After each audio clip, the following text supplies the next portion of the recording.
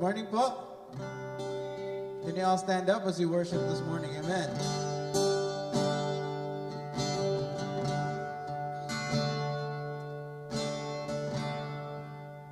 Kamusta po ang mga linggo natin? Good, good. We are blessed that we are here all together to worship the Lord. Before we start, let's all pray.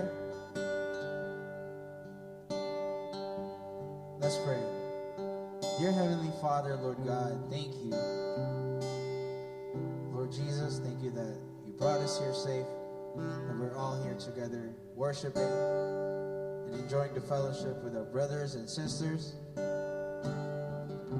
Lord Jesus, as we sing songs and hear your word this morning, may you open our hearts and our minds so that we get to know you more, so that we get to learn this morning.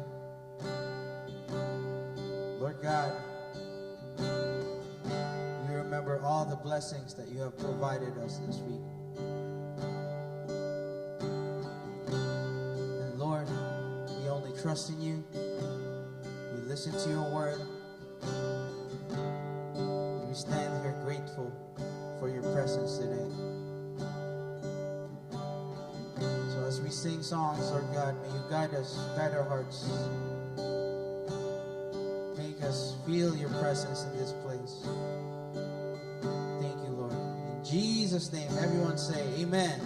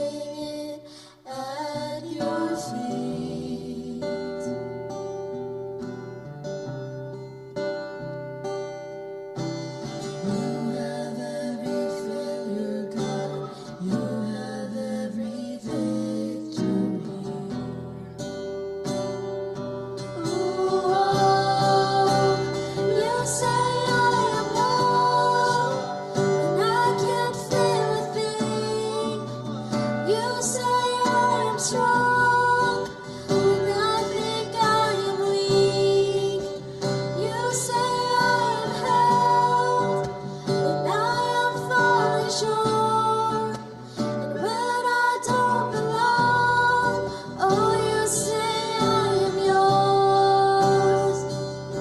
And I believe, oh, I believe what you say.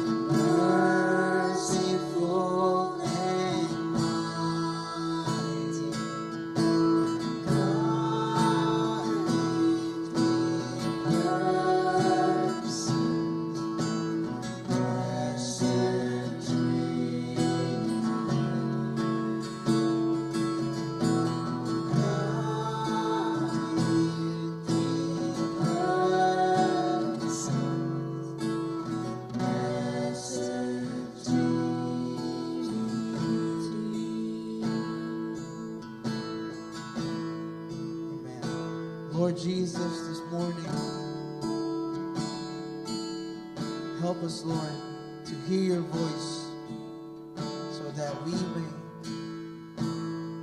apply your word in our daily lives, Lord God. Lord God, this time we remember our loved ones, our family and friends. We keep them in our prayers, Lord God. May you guide them and bless them as well, Lord Jesus. May you bless all the families represented in this morning. Lord God, we are depending on you. We know that our shelter is only in your wings. But our hearts are guided by your arms, Lord Jesus.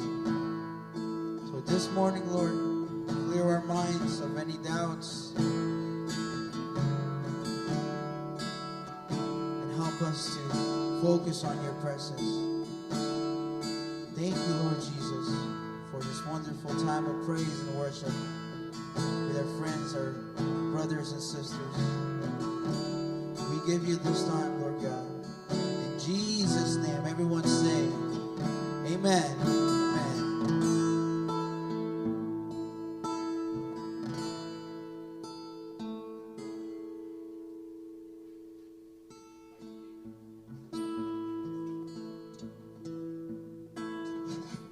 Praise the Lord. God is good. And all the time, Amen. Maraming salamat po mga kapatid for being here. Salamat kay Brother Walter at kay Sister Divina. Magandang umaga po sa inyong lahat. Bago po tayo dumako sa sermon mga kapatid, ay una, ilang announcement. Number one, yun pong ating mga home Bible studies and home worship ay patuloy nagaganap. Every Tuesday, every other Tuesday, hinuhost ni Sister Weng at ni Brother Ernie. And salamat sa Panginoon. Nung pong nakaraang last Tuesday, ako po'y nagpapasalamat sa Panginoon sapagkat yung kanyang mga biyenan, yung kanyang bayaw, sila pong lahat ay tumanggap sa Panginoon. Salamat po sa Panginoon. Pangalawa, every Thursday po naman, hinuhost po naman ni Brother Art at ni Sister Kath. So, kung kayo po'y malapit sa West Covina, doon po yung lugar. Kung kayo naman malapit sa Long Beach, dito po kay Sister Weng.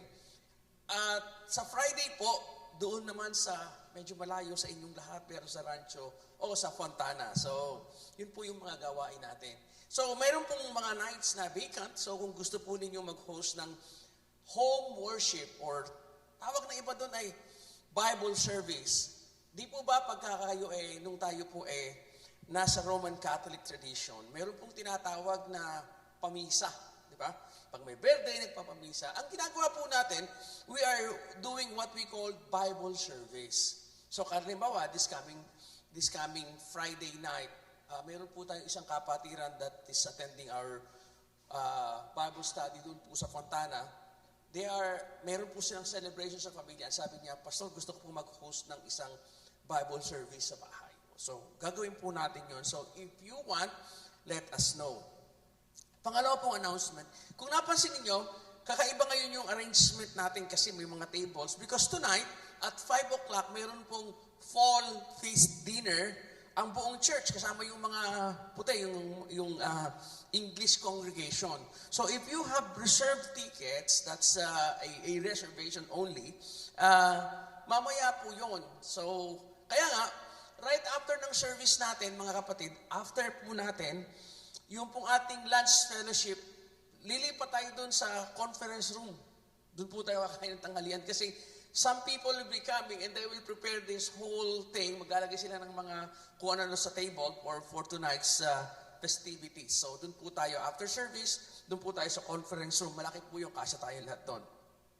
Pangatlo, if you're interested sa baptism, nag-prepare na po tayo for baptism for this year and we hope to do that by the end of the month. So kung mayroon kayong kilala that they want to profess their faith in the Lord, then this is the proper and the most, tawag natin opportune time, pinakamabuting panahon para po i-declare natin yung ating pananampalataya sa Panginoon. We are also preparing for the winter camp and also by December yung ating Christmas celebration. So, watch out and we will announce it in the coming days. Last week, meron tayong United Service. So, hindi ko po nagamit yung isang last sermon na inihanda ko on Psalms chapter 23. And I will not use that this morning because meron pong isang bagay nais kong maintindihan natin that I would like you to understand. Bago po tayo dumako dun sa mismong text natin, meron po kong ilang mga cases na sasabihin sa inyo and I want to invite you to reflect. Gusto ko pong inyong pakiramdaman itong mga tanong na ito, itong mga cases na ito. And then, balikan po ninyo sa inyong nakaraan, sa inyong imagination, ano ang ginawa nyo during the time. For example, bigla-bigla na lang isang araw, binalita sa inyo ng isa nyong mahal sa buhay na the doctor diagnosed him or her ng isang terminal sickness. Ano ang unang-unang papasok sa isip ng isang tao? Nakagaya natin na normal, ordinaryo. Kung bigla-bigla na lang sabihin ng doktor sa isa nating mahal sa buhay, naku, meron kang isang karamdaman na terminal. Ang unang-una po meron tayong time of shock. Hindi natin alam kung anong gagawin. Because that's the reality of the time. O, another. May mga pangyayari. Bigla na lang tayong nakatanggap ng sulat. Na sinasabi ng sulat na somebody or we are being demanded of our debt. Mayroon tayong malaking utang na wala tayong pambayad. At hindi natin alam ang ating gagawin. So, ang unang-una pong mangyayari sa atin ay matatakot tayo. Anong gagawin natin? Or, sa kahalintulad na sitwasyon, for example, muwi yung inyong husband o yung inyong kasama, ang inyong mahal sa buhay, ang inyong asawa, at sinabing, you know what? I have a bad news. I am terminated from my work. Natanggal ako sa trabaho. Alam natin lahat na kasyang-kasya lamang yung ating kinikita doon sa ating monthly bills and suddenly, heto na, wala nang trabaho. Ang gagawin natin? Ano ang pakiramdam, di ba? Merong tinatawag na moment of shock. At that moment, kapag kahumay ganitong cases, hindi mo talaga alam ang gagawin. Bago ka magkaroon ng options o ng decisions on what to do, ang unang-una nangyayari is the time of shocks because hindi mo yun inaasahan. Lalo na kapag bigla-bigla na lamang na tinawagan ka at sinabi sa balita na somebody that you love passed away. Diba? That's shocking. Samantalang ito ay totoo. Samantalang ito hindi naiiwasan. Kailangan meron tayong tinatawag nating principle o prinsipyo sa buhay para kung sakasakaling may darating na ganito, pagkatapos ng shock, meron tayong option on what to do. Kasi yung shock, yung pagkabigla, hindi yun naiiwasan. Tao tayo, lagi tayo nagkakaroon ng ganito. That's part of human experience. However, the question that we need to ask is, what are we going to do with that reality? Anong gagawin natin dito sa kasalukuyang katotohanan na ating kinaroroonan? Alam ko rin po na ngayon ay maraming takot sapagkat may giyera kung saan, humihirap ang buhay. In fact, marami po tayong kapatiran na talagang honestly, they told me, Pastor, at this moment, we need to work on Sundays because there is no way for us to pay our bills. Sabi ko, okay, kung hindi kayo po pwede ng Sunday, let me know kung kailan kayo pwede and I will go to your house and we will serve the Lord together because this is the reality of time. Anong gagawin natin? Meron po tayong tinatawag na yung baseline behavior o baseline principle, yung pong prinsipyo ng pananampalataya, ang tawag po doon ay anchor of faith. Alam niyo po kung ano ibig sabihin ng anchor, di ba? Yung malaking bakal na ginagamit po doon sa mga ship para kung nasa gitna sila ng dagat, and then they need to stop, they will lower the anchor, and that anchor will keep them at the same place, even in the middle of waves. Kasi delikado sa laki punong ship, pagka sila nadala sa tabi, and then sumadyan sila doon sa buhangin, and there is no way they can get out. So they need to be in the middle of that ocean, or the middle of the sea, and to be anchored in the middle so that they will be safe. At kapag kahon naka-anchor, yung nakababa yung anchor, sa Tagalog, angkla. Kahit na ang lakas-lakas ng hangin, ang taas-taas ng alon, and then kahit na bumabagyo, so long as they are connected to the anchor, they will remain on that particular place. Hindi ho naiiwasan na mayroong alon, nakakahilo, because nung kami ay nasa college, we experienced that. Nakaranas na kami ng abuti ng bagyo sa gitna ng dagat. But the point is, so long as the ship is anchored, hindi ho siya napapahamak. Ang baseline po ng pananampalataya ay yung katotohanan that God is our refuge. So ngayong umaga, titingnan po natin kung paano natin babasahin ang kasalukuyang sitwasyon ng mundo o kasalukuyan nating experience sa buhay. Paano natin siya babasahin on the principle that God is our refuge. Babalikan ko po yung case na sinabi ko sa inyo kanina. Bigla-bigla na lang na mayroong masamang balita kayong natanggap, and then you were shocked, and then what will you do after that? We need a baseline principle. We need an anchor of faith so that even if things like that happen, hindi ho tayo mawawala. Hindi tayo maliligaw. Babasahin ko po ang text for this morning. And I want you to listen to it because this was the experience of a person na yung pong kanyang paligid wala na siyang nababasang positive. Everything is happening negatively sapagkat yung kanyang giyera na kinaroroonan, kung titingnan niya ito, ng salmista, Haring David, matatalo na sila. There is no way for human calculation, there is no way that they will succeed and that they will be victorious. Yung bang, the reality is that they are losing the war. At sa gitna po noon, ito po yung kanyang sinulat na kanta. Psalms chapter 91, verse 1 to 8. Whoever dwells in the shelter of the Most High will rest in the shadow of the Almighty. I will say of the Lord, He is my refuge and my fortress, my God in whom I trust. Surely He will save you from the foulest snare and from deadly pestilence. He will cover you with His feathers. Under His wings you will find refuge. His faithfulness will be your shield and rampart. You will not fear the terror of night, nor the arrows that flies by day, nor pestilence that stalks in darkness, nor plague that destroys at midday. 1,000 may fall at your side, 10,000 at your right hand, but it will not come near you. You will only observe with your eyes and see the punishment of the wicked.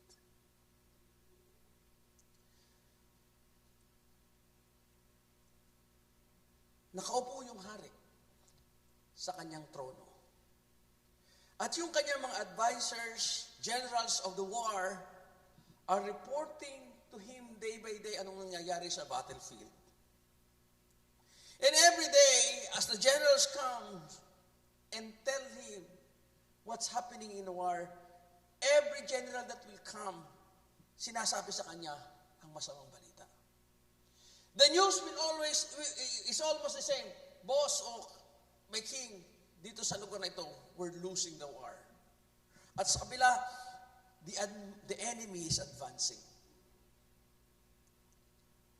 Ito po yung reality noong at the moment ng sinulat itong kanta na to ni Haring David.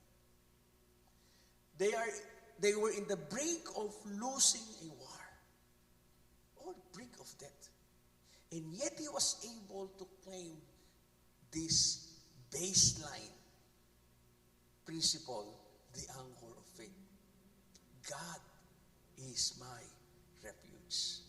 So meron pong tatlong lesson that I would like us to understand this morning so that kung meron mga shocking and may mga bagay na nangyayari, we can read it according to how a person who believes in God will read the situation. Meron tayong kakayahan na makita ito according to how God would like us to see it. Number one, the existence of the refuge highlights the reality of danger. Hindi lang natin napapansin, tinitingnan lang natin na may problema. Pero hindi natin napapansin na yung palang offering ng Diyos na siya ang ating refuge is because dangers are always a reality. Lagi ko po itong sinasabi every time. Habang tayo naglalakad sa mundong ito, habang tayo po nakakaranas ng imperfection of the world, there will always be times that we'll be facing enormous challenges in life. Hindi ho yun ay natatapos. In fact, gumagamit nga natataka tayo sapagkat sunod-sunod yung mga problema na dumarating. Pero tandaan po natin, kaya po nag-o-offer ang Diyos na siya po yung ating refuge. Siya po yung ating kanlungan sa Tagalog. Siya po yung ating taguan. Dahil alam din niya na totoo na pwedeng dumating ang panganib. The reality of danger is real. Therefore, before even it happened, God offered Himself as our refuge. Sa prinsipyo po ng labanan, alam natin to, na no matter how strong the armies or the armed forces might be, lagi pong nag-o-open ng potential at ng possibility yung mga experts that there is a potential of losing the battle. So they need always to prepare a retreat corner. Meron silang isang taguan to preserve life. Yung mga kapitan ng barko, alam po nilang magbasa ng tinatawag na weather patterns. Lalo na ngayon, modern times na, kayang-kaya po nilang tingnan yung weather forecast at sasabihin nila, we can sail smoothly. Kasi wala naman tayong nakikitang bagyo. Pero lahat po ng kapitan ng barko ay hindi nila inaalis sa kanilang sarili na pwedeng magkaroon ng unos o ng bagyo kahit hindi nila inaasahan. Kaya nga, part of their training, kasama mo sa kanilang pagsasanay ng mga sailors is how to navigate in the middle of storm even if storm will not happen. Why? Because they need to be prepared. Alam po nila yon. At nung mabasa po natin dito sa text na God is my refuge. Sabi po ng text sa atin, whoever dwells in the shelter of the Most High will rest in the shadow of the Almighty. Kaya ho ino-offer ito. Para po pag dumating yung shocking time, na meron kang na-receive na balita na hindi mo inaasahan and it shocks you, and then the next thing that you will avoid is to act in panic. Kasi kapag ka nagpanic ka at hindi mo ginamit yung anchor na ito, most likely the next move that you will do will be move out of panic at malamang-lamang yun ay mali. Because you act out of fear. Kaya importante na alam mo na meron kang refuge. Na meron kang kakanlungan para hindi ka magmadali. para hindi ka magpanik. Pangalawa, sabi po ng text sa atin, babasahin ko din yung verse 1. Whoever dwells in the shelter of the Most High will rest in the shadow of the Almighty. Hatiin ko po sa dalawang lesson. Kasi importante yung picture ng kanta. Whoever dwells in the shelter of the Most High. Yun po yung isa. So, ang dalawang hati po nito ay dwell in the shelter, and then the other side is rest in the shadow. Hindi ko kasi yun isinulat basta-basta eh. Isinulat po yun under the experience of the current reality of the psalmist. At pagkatapos niya maintindihan ang Diyos pala ang kanyang kanlungan, Diyos ang the Lord is His refuge. Ito pala ang paraan to be under that refuge. One, dwell in the shelter. Anong ibig sabihin nito? Yung ibig sabihin po noong salitang dwell, doon sa original Hebrew term ay stay put. Or ceasing to move. Sa mas mababaw ay huwag malikot. Huwag kang aalis. Doon ka lang. Kasi, ang normal na reaksyon ng mga tao, pagka mayroong shocking na balita, pag ay magpanik, at gagawa sila ng mga bagay na hindi nila dapat gawin, at doon lalo lumalaki at nagiging complicated ang problema. Ang kailangan pala, ang unang-una mong gagawin is to stay put. Huwag magulo. Huwag malikot. Stay there because God is your refuge. Dwell in His presence, in His shelter. Para hindi ho natin ginagawang komplikado yung problema. Kasi normal ho sa atin, mga kapatid, ganito. Pag meron kayong nadinig,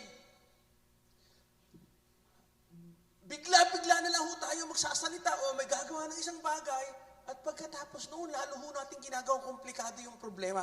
Instead na isa lang yung nakaaway natin, dumadami kaaway natin, at gusto-gusto natin nagdadagdag ng kaaway, right? Meron tayong ganong tendency. So, para maintindihan mo at maranasan mo yung covering ng Diyos, that you are under the refuge of God, that you nasa ilalim ka noong kanlungan ng Diyos, ang importante when you receive things like this, when danger comes, is to be in the presence of your God. Dwell. Manatili ka. Huwag kang magulo. Dwell in the shelter. Pangalawang bagay ay rest by the shadow.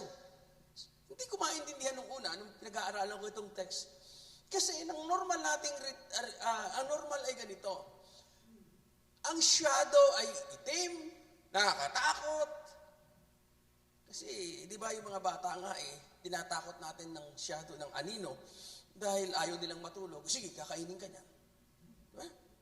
Kasi ang normal na tendency ng tao yung shadow is something that is scary. Tapos yung shadow wala naman yun shadow, reflection lang yun. Pero, ang sabi dito, rest by the shadow. Paano kaya yun? Alam niyo po ba bakit? Because yung shadow is an after effect of something greater. Kasi wala ho namang magiging shadow kung walang light on the opposite of that shadow. Right? Hindi ho nagkakaroon ng shadow kung walang liwanag. Pag walang ilaw, walang shadow. Yung shadow ay resulta ng isang ilaw na malakas doon sa kapila. Kailangan maintindihan natin na ito isang kanta. At kasama ho doon sa sa tinatawag natin na genre of writing. Kailangan makita natin na ito'y kanta at hindi sinabing rest on the light, rest on the shadow because the light is normally producing the shadow. Therefore, if you rest on that shadow, that means there is a presence of that light. Ano ibig sabihin, mga kapatid? Ang importante pala. Bukod sa manatili ka doon sa presensya ng Diyos, ay ma-recognize mo that there is a greater light. God is light, and the reason why you don't have to be afraid of the shadow, because that shadow presents and manifests that the light of God is present. So parang ganito yung sinasabi. The moment na na-recognize mo yung shadow na yun, that means lumingin ka on the opposite direction and you will recognize that there is light. Sa gitna pala ng nakakatakot at shocking experiences, you just have to look at the other side and you will see and recognize that God is present and He will not let you be dismayed. Hindi tayo pababayaan ng Diyos. Kaya we can rest on that shadow because within that shadow is the reality of the bright light of God.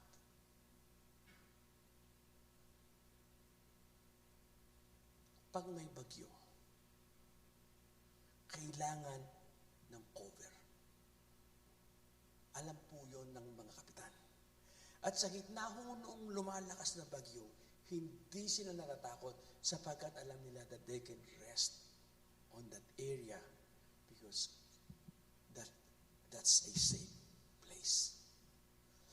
Pag sinabi na, God is my refuge, and we stay in His presence, kasama ho doon yung protection because God will always shine His light upon us. Ngayon, anong gagawin natin? So, hindi yung matatapos yung lesson kung hindi ibinibigay sa atin kung ano yung requirement from us. Alam na natin yung baseline principle. Alam na natin yung anchor of faith. God is my refuge. Alam natin na magkakaroon ng problema. Alam natin ang kailangan natin ay manatili doon sa kanyang presensya. Alam natin ang kailangan natin ay ma-recognize yung kanyang light in the presence of the shadow. Ngayon, anong gagawin natin? Ano yung requirement para sa atin?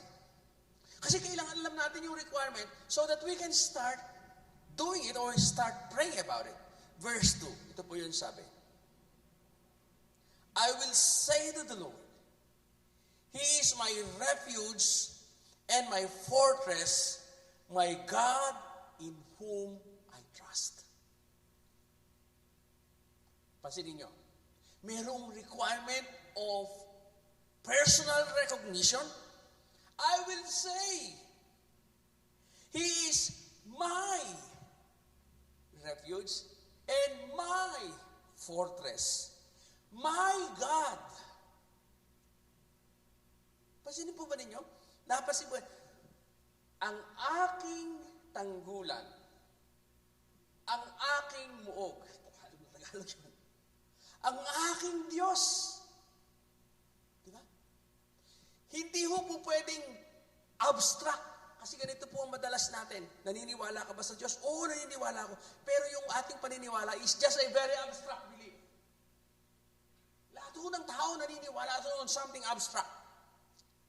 Pero ang kailangan concreteness, ang kailangan alam mo, kailangan nararanasan mo, kailangan meron kang sariling pag-amin at pag-embrace at pagkilala na ang Diyos, ang iyo, personal na kanlungan, personal na tanggulan, personal na Diyos. My refuge, my fortress, my God. Ito ang requirement. Yung last phrase. Sabi niya, in whom I trust. So ang requirement pala, para ikaw ay mapakanlong doon sa kanlungan ng Diyos, is primarily to personalize your trust in Him. Hindi yung simpleng, nagtitiwala ka sa Diyos, oo, hindi. Yung alam na alam mo na ang Diyos hindi ka pababayaan. Kasi personal mo itong nararanasan, personal mo itong nalalaman. My God, whom I trust. So ngayong umagang ito, babalikan ko po yung aking case study sa pagsimula ng sermon. If it will happen, because the reality is, it might happen. You will be shocked, and of course that's normal. But what will you do after the shock? Don't panic. Stay. Dwell in the presence of God. Look at His light. Rest in His shadow. And trust Him because He is your personal refuge. Ngayong umaga, alam ko po na sa mga nagbabasa ng balita o nanonood ng balita sa TV o nanonood ng dyaryo at nagbabasa ng radyo. Sa inyo, alam ko po na nakakatakot, di ba? Magulo ang paligid. At para bang war is coming and brewing. Di ba? Alam ko po na nakikita niyo, nababagabag kayo. Huwag po kayong mag-alala. Huwag po kayong magpapanik. Because God is your refuge. Amen? Ang Diyos ang iyong tanggulan. Ang Diyos ang iyong sanggalang. Ang Diyos ang iyong kanlungan. Next week, bibigyan ko po kayo ng preview ng sermon ko next week.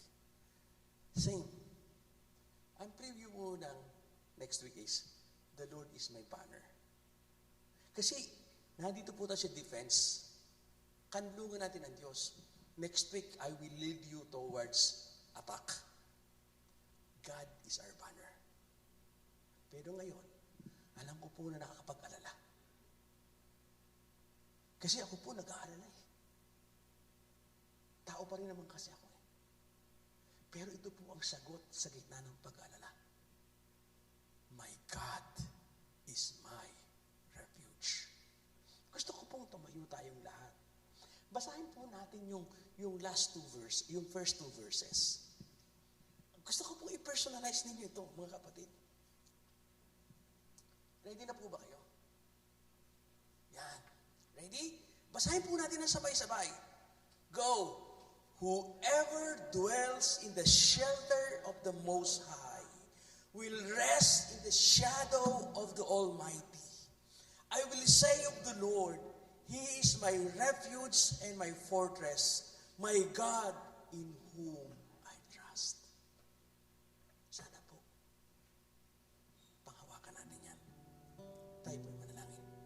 Aming Ama, ngayong umaga, alam po namin merong mga times na nag-worry kami. Because God, something is happening around the world that sometimes we are so worried about. Pero Panginoon, ngayong umagang ito, we are reminded of your word. Na hindi kami dapat matakot, hindi kami dapat magpanik. We might be shocked for a time. But Lord, we don't have to be afraid. Because primarily, God, you are our refuge. Pagpalain mo po kami, Panginoon, ang aking mga kapatid. At sa amin pong pagtanggap ng communion this morning as we celebrate your body and your blood. May this be a confirmation, Lord, na hindi mo nga kami pababayaan. Maraming pong salamat, Panginoon.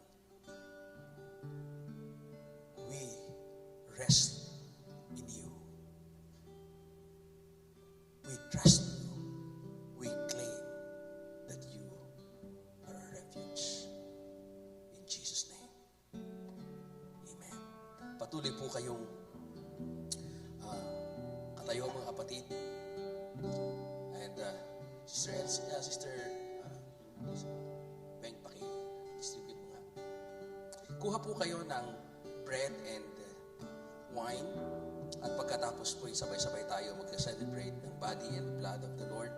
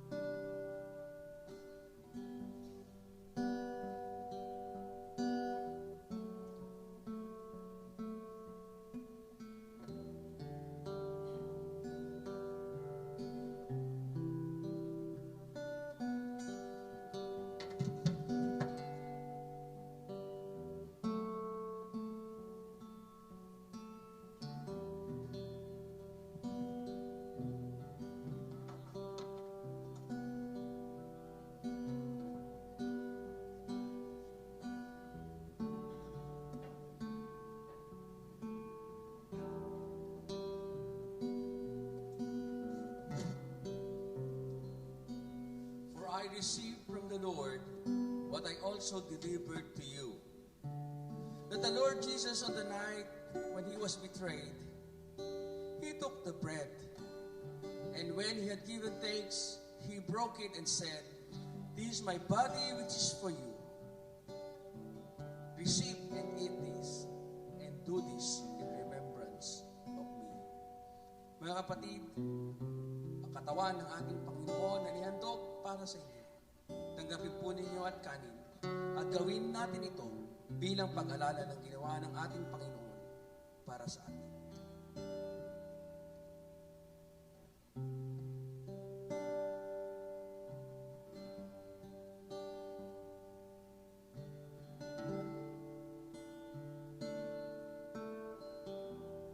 In the same way also, after the supper, he took the cup, saying these words, "This cup is the new covenant in my blood.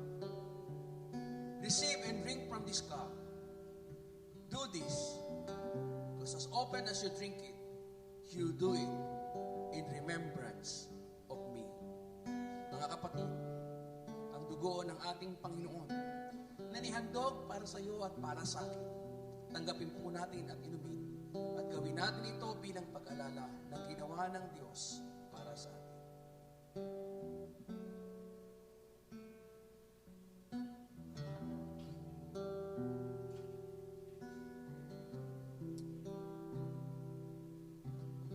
Aming Ama at aming Panginoong Diyos, nagpapasalamat po kami sa oras na ito sapagkat we are not only learning the truth of your word, but the celebration of your body and blood is also serving as a confirmation of our relationship with you. So, Father, at this moment of celebration and remembrance, strengthen our faith, heal our sickness, restore our soul.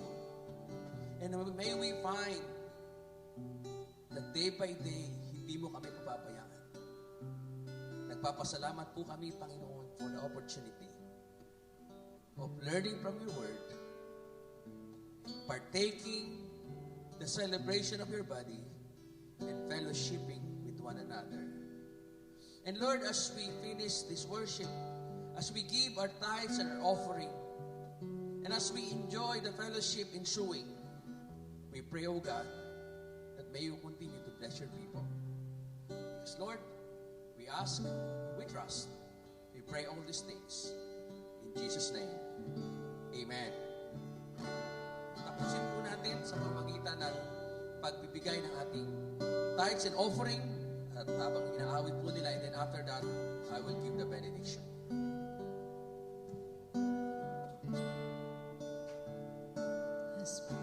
Speak the name of Jesus over you. In your hurting, in your sorrow, I will ask my God to move. I speak the name 'cause it's all that I can do. In desperation, I seek heaven and pray this for you. I pray for your healing. The circumstances will change. I pray that the fear inside would flee. In Jesus' name, I pray that a breakthrough would happen today. I pray miracles over your life. In Jesus' name, Jesus' name.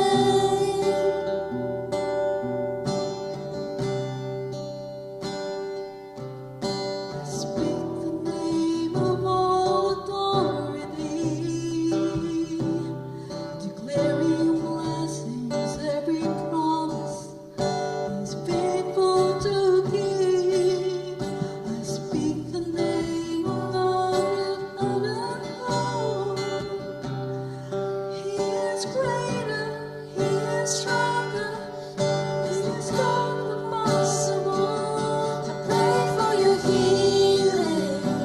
The circumstances were changed.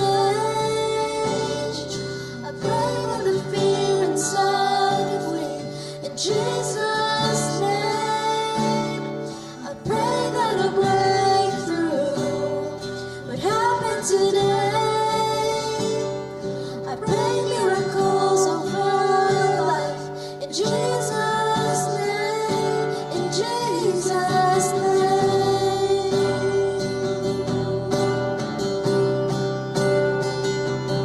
Come believe it, come receive it. The power of the Spirit, the love forever yours. Come believe it, come receive it. The mighty name of Jesus, all things are possible. The circumstances will change. I pray that the fear inside will flee. In Jesus' name, I pray that a breakthrough would happen today. I pray miracles over your life. In Jesus' name, I pray for revival, restoration of faith. I pray that the dead will come alive. In Jesus' name, in Jesus' name.